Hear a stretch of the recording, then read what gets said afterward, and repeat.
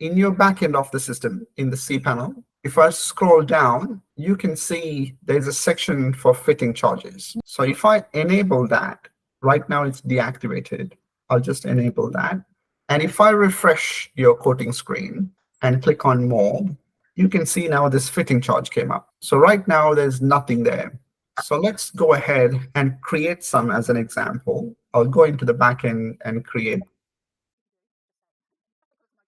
standard fitting, let's say $35, concrete fitting, $50, ceiling, $25. So I'm just creating some samples, and then I'll just refresh it again.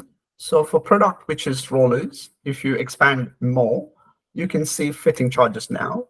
And if you choose one of that and add, that will add up. So right now it's a manual process, but once you configure the correct one, you can drop an email to the team saying, every time rollers are selected, by default, ceiling fitting to be selected. They will program that for you.